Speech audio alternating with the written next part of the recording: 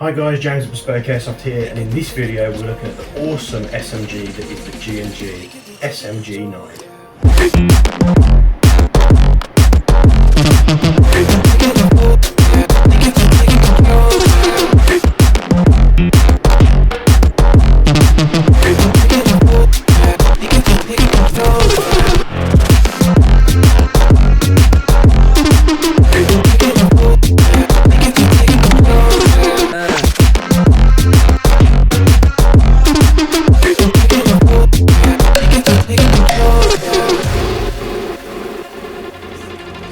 So yes, this SMG has come up with a little bit of controversy, mainly anger at G&G not sort of releasing a UK spec G&G SMC-9, because these can kick out a little bit higher FPS than usual, or what we're used to in the UK. First of all, you'll see the box, very nice box here, very well presented.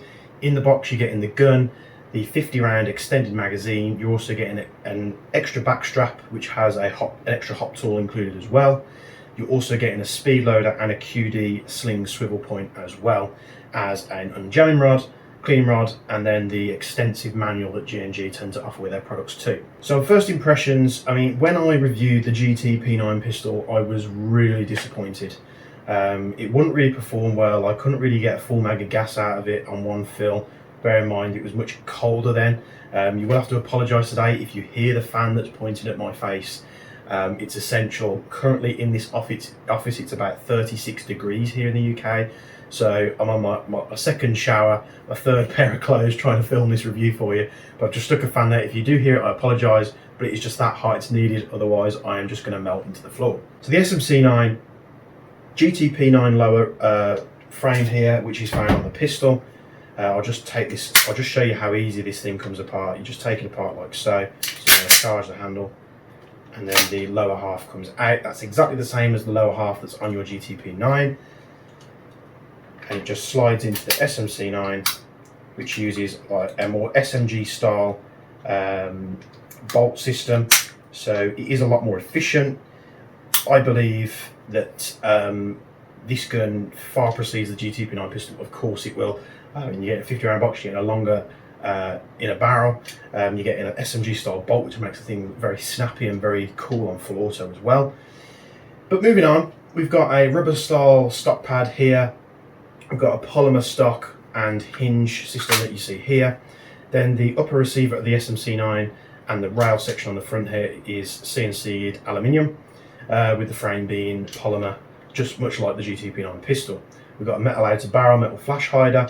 This SMC-9 does include the same system as the GTP9, where you can take this funky tool out the bottom of the grip, you can slide it into the front of the flash hider there, and whether you turn it clockwise or anti-clockwise, you can advance or reduce the hop, giving you more or less range. The construction on this thing is really, really good. The machine and everything is really crisp.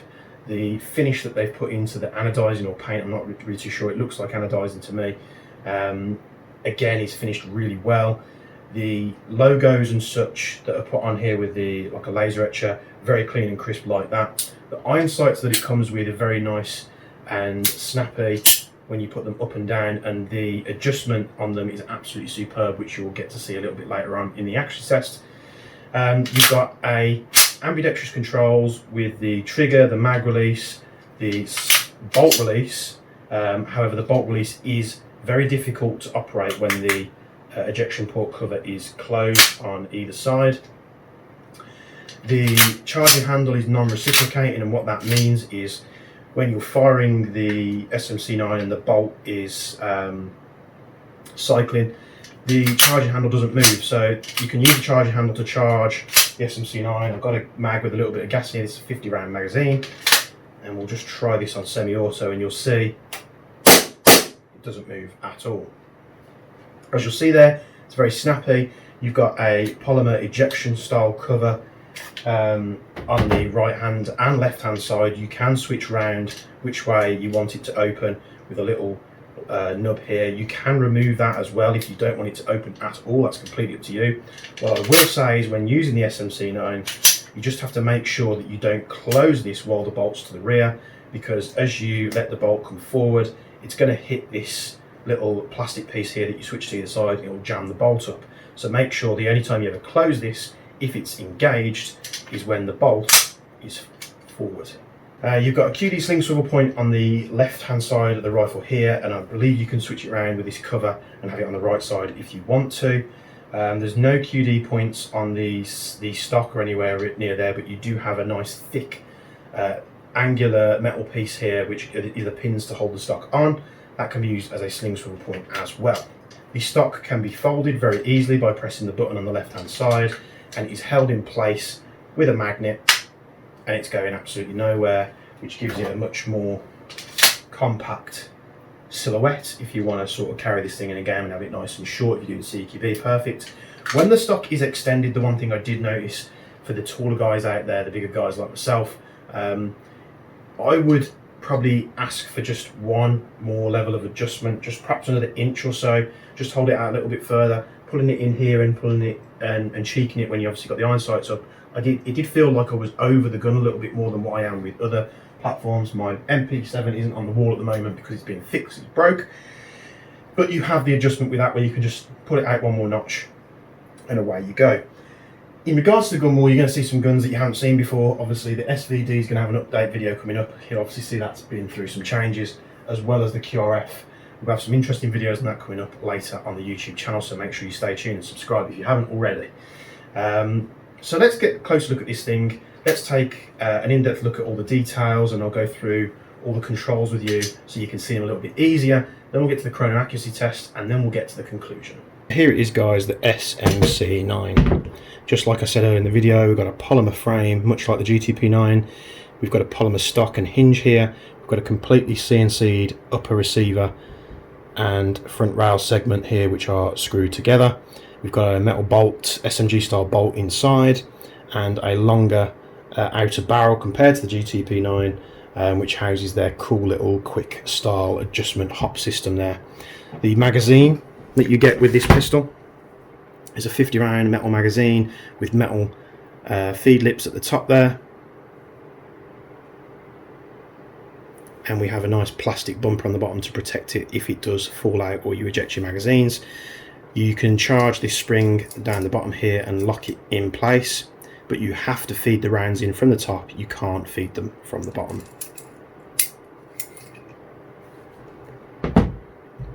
Onto the SMC-9. We can actually remove the lower very easily, like so, just to take a closer look. So you can see here we've got ambidextrous controls with the bolt release, the trigger safety, and then we've actually got a manual safety which is found just there, pushed from either side. Ambidextrous magazine release as well. Very nicely constructed there. Very easy to put back on. You do have to make sure that the gun is cocked and the hammer's back for the lower to do this, but very easy. Just have to pull that latch back down like so, and away we go. You can see here the dust covers, the non-reciprocating charging handle, and this little plastic piece you see just here can be switched to either side to have either side open. If we can open this side, there we go, and you just screw it onto there. The fire selector is found at the rear here, so when the bolt is forward, obviously when you're empty you can't change it, and you'll see here what I mean about if you're right-handed and you've got that side bolt open, you can't really get to the slide release all that well, but you can power stroke it. So this is on semi-auto at the moment, push through to that side, and then we can turn it round and that's full auto. M-lock rail sections for all your accessories, QD sling swivel here, and I think there's a QD sling swivel hidden under this plate which you can swap over to each side. Iron sights are made out of metal and are very easy. Fold the stock here so this is easier. You can fold the stock with the dust cover up as well. Very easy to manipulate and use, and great sort of feedback off them when you're adjusting them, and they don't seem to knock about so easy and lose your zero, so very, very good indeed. The outer barrel here, I believe it's 14mm counterclockwise threaded, but we will need to confirm that. And then what you can do is you can take the hop tool out of the grip there, slide it into the front, and then you can rotate it clockwise or anti-clockwise, and then it's just spring loaded. Pop it back into place. Nice markings throughout.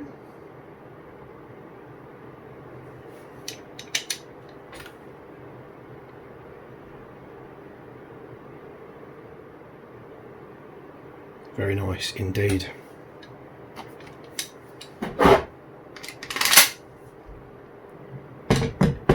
So let's get this bad boy chronoed and let's do an accuracy test. I'm really interested to see what this comes out in. Green gas, 0.2 gram BBs for the chrono test. Of course it is very hot here, like I've said previously. And then for the accuracy test, I'm using the same green gas. I'll have just topped the magazine up, and then using 0.3 gram. Both BBs that I'm using are Aries branded, 0.2 and 0.3 gram BBs, non-bios. So just to reiterate that these are 0.2 gram BBs, this is green gas. The distributor recommends you use Abbey Ultra with this because on green gas it can be a little warmer. Today it is about 32 degrees, probably a little bit warmer inside, so let's see what this thing does.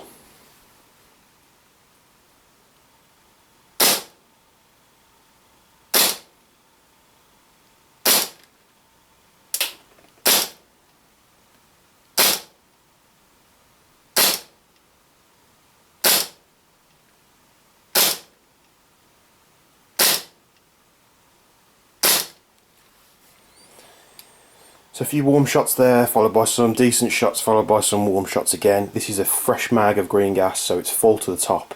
0.2 gram BBs. I imagine using Abbey Ultra with this, it'd probably be about 330 to 340-ish.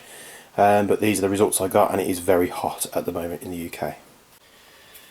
Range of 15 metres now, zoomed in on the camera. 0.3 gram BBs green gas. I have no idea where the hop's set, so I may miss the first couple of shots. I'm going to be going for the top target. Of course, if I'm off, I will adjust the aim and carry on.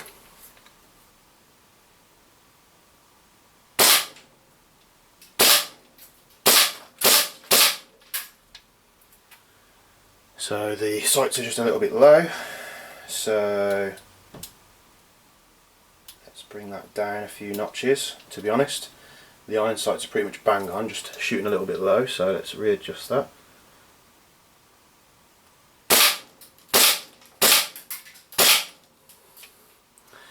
Yeah, we're right on the money. These iron sights are really good.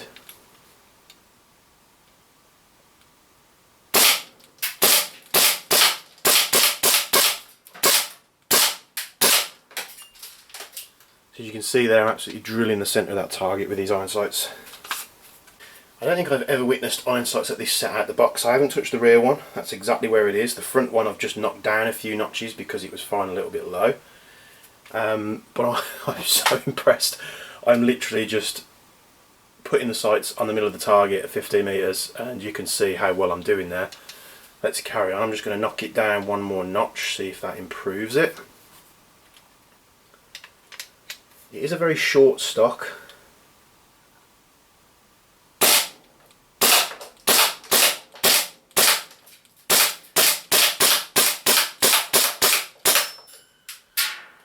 And well, the results speak for themselves, don't it? So that's 0.3 gram BBs at 15 metres, standing from a firing position. I'm not even the most stable of people, I have shaky hands.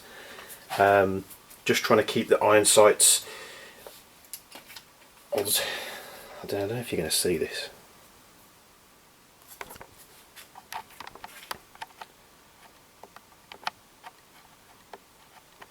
have to excuse the workshop at the moment, but the iron sights that I'm using, literally,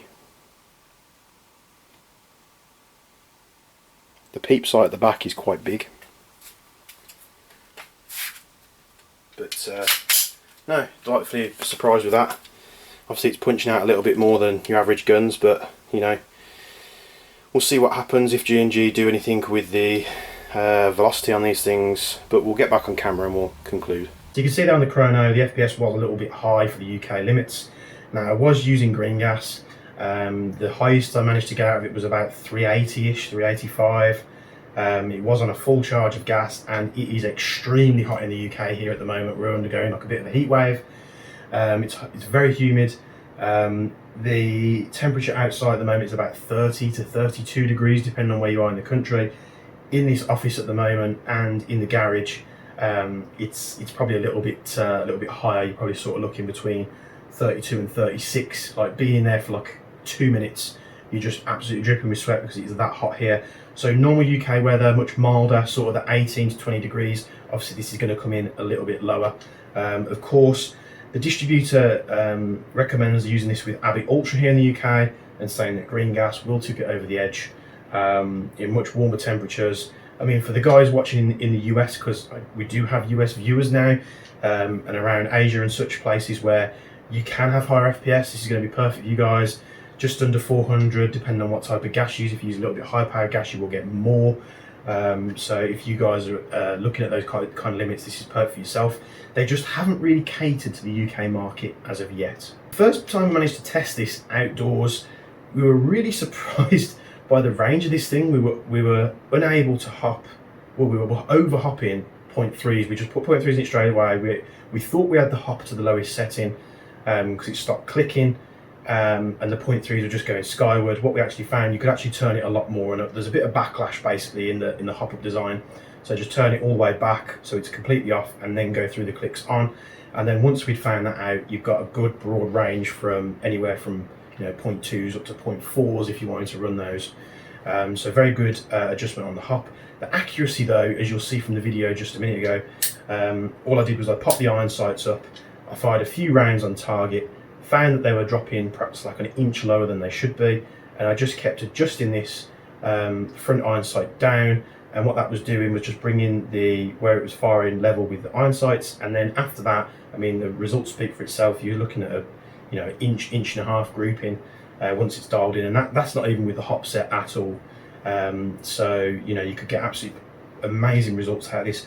I would probably recommend some type of grip to hold this, because when I was firing it, I don't know, perhaps I was holding it a bit too far forward, but I was really struggling to place my left hand in a way that felt natural and comfy to me. And again, this might be a personal thing, so if you find it comfy, then that's absolutely fine. But I would probably find like an angle grip maybe, just to give a bit more purchase on the front of the SMG there, just so you can pull it back into the shoulder and make sure it's nice and stable while you're firing it. The 50 round magazine is very well made. It seems to be good on gas efficiency. Not the best, but not bad by any means. I do like the fact they've put metal followers on top of the magazines, and one of the main breakages of followers on gas operated airsoft products is when people pull the thing down to the bottom and then they let it fly up, and as it shoots up it hits the plastic followers and it breaks them off. And with the metal followers, that's going to be more resilient to that happening. You can pull this follower all the way down and lock it into the bottom, and then feed it from the top and make it a little bit easier. You cannot feed it from the bottom like many other brands. It doesn't have the sort of enlarged opening for a BB to pass through. You have to feed them in from the top. You do get a nice sort of plastic buffer here just to protect the magazine a little bit. What I did find as well was I was having to pull down this follower here, tap the base plate off to gas it, because the needles on the gas bottles weren't long enough with this base plate to properly charge the magazine. Not a massive issue, it takes like a couple of seconds to put it back on, but it's got to be mentioned. So overall, for an SMG like this, I think it's absolutely amazing. Depending where you get it from, it's in the market between $250 and $290. I think we had them up for about $289.99, but people have done them, other shops have done them cheaper than that. And I think that's a really good price, because if you're sort of looking at the closest competitors to this type of thing, like your MP7s, your MP9s, they do tend to be in that ballpark, if not more expensive, depending on which brand you go for. Tokyo MP7s, for instance, are quite expensive for what they are. So if you're looking for something a little bit more wacky, a little bit more modern looking and fresh than an average MP7, because they are quite common out there, this is going to be right up your street.